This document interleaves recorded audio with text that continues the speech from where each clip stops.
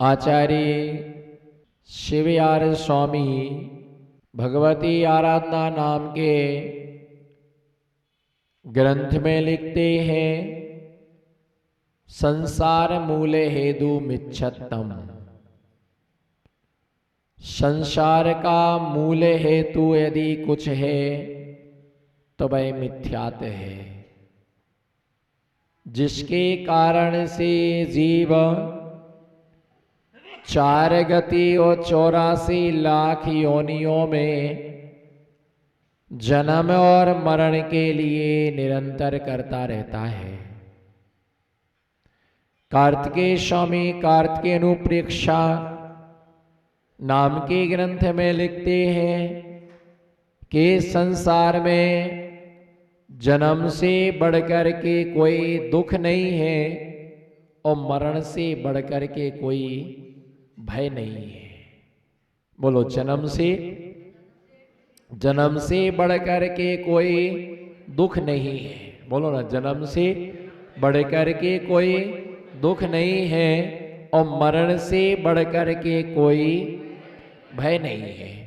इसलिए दिगंबर मुनिनाथ तो रत्नात्रय धर्म की साधना करते ही हैं, परंतु जैन श्रावक जिस समय तीर्थंकर भगवान की आराधना करता है तो वो आराधना करते समय जब अष्टद्रव्य से पूजन करता है, पूजन के वक्त सबसे पहला जो द्रव्य जल चढ़ाता है, वो जल अर्पण करते समय वह यह भावना व्यक्त करता है, जन्म जरा मृत्यु विनाशनाय। बोलो ना, जन्म जरा मृत्यु विनाशनाय जलम निरपामति स्वा। वो इसके लिए कहता कि भगवान मेरा जन्म ना हो। बोलो, मेरा भगवान मेरा, हाथ उठाओ ना, भगवान मेरा जन्म ना हो। दूसरा मेरा क्या ना हो? जरा, है ना, जन्म जरा मृत्यु, मेरा बुढ़ापा ना आए और मेरी मृत्यु ना हो। क्योंकि मान करके चलना, बुढ़ापे से बड़ा नरक कोई दूसरा नहीं होता है। बोलो, बुढ़ापे से बड़ा नरक, बुढ़ापे से बड़ा कोई नरक दूसरा नहीं होता है। बुढ़ापा सबसे बड़ा नरक होता है। इसलिए सम्यक दृष्टि जीव जन्म चाहता ही नहीं है, मरण करना नहीं चाहता है, क्योंकि जन्म से बड़ा दुख और मरण से बढ़कर के भय दुनिया में कोई दूसरा नहीं है। और इन जन्म मरण के चक्कर को मिटाने के लिए सम्यक्त को स्वीकार करो, सम्यक दर्शन के लिए ग्रहण करो। और जब तक ये मिथ्यात जाएगा नहीं तब तक सम्यक तो आएगा नहीं, और जब तक सम्यक आएगा नहीं तब तक ये संसार की परंपरा हमारी रुकने वाली नहीं है। अनादि काल से अनंत बार जन्म किया, अनंत बार मरण किया, ऐसा कोई स्थान नहीं है। बोलो, ऐसा कोई कैसा हमारे घर जैसा कोई स्थान नहीं है। बहुत बढ़िया आपका घर है, आपका घर बहुत बढ़िया आपका घर है। आदमी सोचता कि मेरे से बड़ा कोई पैसा वाला, बोलो मेरे से बड़ा कोई, जोर से बोलो, मेरे से बड़ा कोई पैसा वाला नहीं है। महिला सोचती है मेरे से सुंदर कोई इस धरती पर दूसरा नहीं है, मेरे से सुंदर इस धरती पर कोई दूसरा, मेरे से सुंदर इस धरती पर कोई दूसरा नहीं है। आदमी सोचता है कि मेरे से ज्यादा पैसा वाला कोई धरती पर दूसरा नहीं है। हर आदमी सोचता कि मेरा घर बहुत अच्छा है, मेरा परिवार बहुत अच्छा है। भैया ये ध्यान रख करके चलना, सबके पास सब कुछ है, किसी के पास किसी भी चीज की कमी नहीं है। क्या? किसी के पास भी किसी भी चीज की कमी नहीं है। मानो तो हम बड़े हैं और मानो तो हम छोटे हैं, मानो तो हम अच्छे हैं, मानो तो हम बुरे हैं, मानो तो हम कंजूस हैं, और मानो तो हम सबसे बड़े दानपति है। हमारा मन, हमारा भाव, हमारा विचार, हमारी थिंकिंग जैसी होती है, आत्मा की परिणति भी, बोलो ना, आत्मा की परिणति भी वैसी होती है। आचार्य कुंद कुंद स्वामी समय सार जैसे महान ग्रंथ में लिखते, शुद्धम तु व्याणंतु शुद्ध चेवप्यमलादि जानंतो दु अशुद्धम अशुद्ध चेवप्यमलादि। जो व्यक्ति शुद्ध का चिंतन करता है वो शुद्ध हो जाता है। बोलो, जो, जोर से बोलो, हंस के कस के मुस्कुरा के, जो शुद्ध का चिंतन करता है वो शुद्ध हो जाता है, और जो अशुद्ध का चिंतन करता है वो अशुद्ध का चिंतन करता है, वो अशुद्ध हो जाता है। और शुद्ध का चिंतन करने वाला अब क्या करना चाहिए? बोलो, क्या करना चाहिए? जोर से बोलो, क्या करना चाहिए? शुद्ध का चिंतन करना है या अशुद्ध का चिंतन करना है? थिंकिंग तो आपकी बहुत अच्छी है, पर करते वही हो जो अनादि काल से करते आए। कहते कुछ और हो, करते कुछ, कहते कुछ और हो, और करते कुछ और हो, और होते कुछ। तीन बातें अलग अलग हैं। करते कुछ, बोलो, करते कुछ और हो, होते कुछ और हो, है ना, और दिखाते कुछ और हो। जैसे मान लीजिए बाल काले हो गए, बाल सफेद हो गए, क्या हो गए? बोलो हाँ ना, कुछ तो बोलो। बाल सफेद हो गए, एक काले करा के आ गए। है कुछ, है कुछ, और बता रहे है कुछ। बोलो ना, जो ना बोले काले बाल की कसम। बोलो, है कुछ और बता रहे मुझे भी सफेद ही है। इनने क्या करके रखा है? काला करके। अब मैं इनसे एक प्रश्न पूछता हूं, बिल्कुल हल्का फुल्का प्रश्न है। जैसे महिलाएं, लड़कियां हैं, है ना, नाखून पॉलिश लगाती है। समझना बात के लिए, एक बात को समझ के रखो।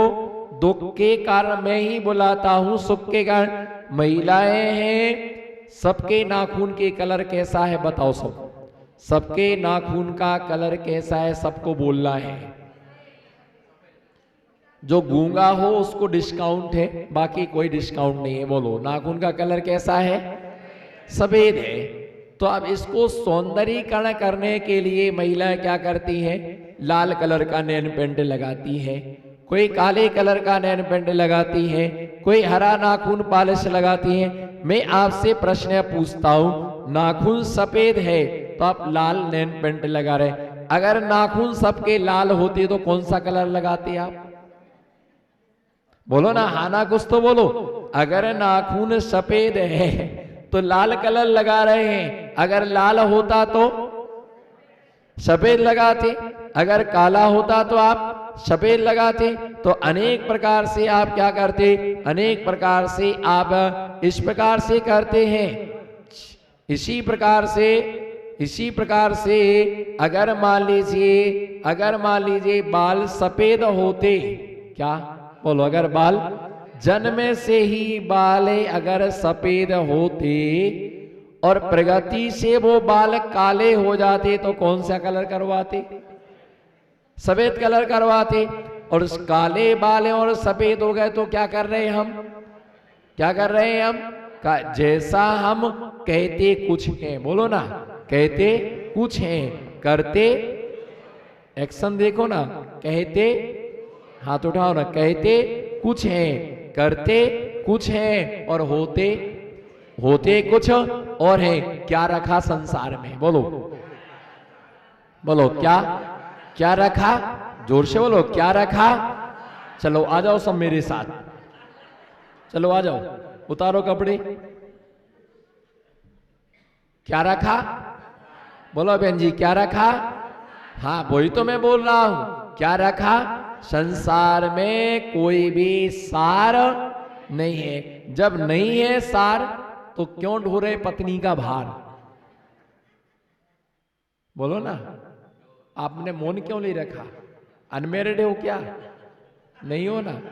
फिर बोलो, जब नहीं है संसार में इधर देखो, जब नहीं है संसार में सार, तो क्यों ढो रहे बीवी का, क्यों ढो रहे बच्चे का भार, क्यों ढो रहे रिश्तेदारों का भार, क्यों दुकान पर जाते हो, क्यों परेशान होते हो? जब संसार में सार नहीं है, बिना कमाए भी मिलता है। बोलो, बिना कमाए भी, लेकिन तुम में पचाने की ताकत होना चाहिए। तो जो बचाता है वो पचाता नहीं है, और जो पचाता है वो बचाता नहीं है। तुम बचाने वाले हो और तुम बचाने वाले हो और हम पचाने वाले हैं। तुम बचाने में लगे हो, खाते कम और बचाते ज्यादा हो। कोई जरूरी नहीं है कि 4 रोटी खाने के लिए हमें दिन भर हापा धापी करना पड़े, हमें हापा धापी करना पड़े। जो व्यक्ति शरीर के आश्रित रहता है उसे पैसे की आवश्यकता होती है, और जो व्यक्ति आत्मा के आश्रित रहता है ना, उसे किसी भी प्रकार के पैसे की आवश्यकता नहीं होती है ना। 2 ही प्रकार से होता है, आप मेडिसन में जीते हैं, हम मेडिटेशन में जीते हैं। आप मेडिसन में जीते हैं और दिगंबर महामुनिराज मेडिटेशन में जीते हैं। ध्यान की प्रक्रिया जैन दर्शन में इतनी अलौकिक है, इतनी अलौकिक है, इतनी अलौकिक है कि जो ज्ञान के माध्यम से उस ध्यान की गहराई तक पहुंच जाता है, वो कभी बीमारी का सामना नहीं करता है। परंतु ध्यान करने के लिए ब्रह्मचर्य धर्म का पालन करना आवश्यक होता है, क्योंकि ये कुशील पाप हमारे चित्त को चंचल कर देता है। इसमें सब परिग्रह के लिए त्याग करना आवश्यक होता है। एक टाइम भोजन करना आवश्यक होता है, रस परित्याग करना आवश्यक होता है। अपनी इंद्रियों पर, बोलो ना,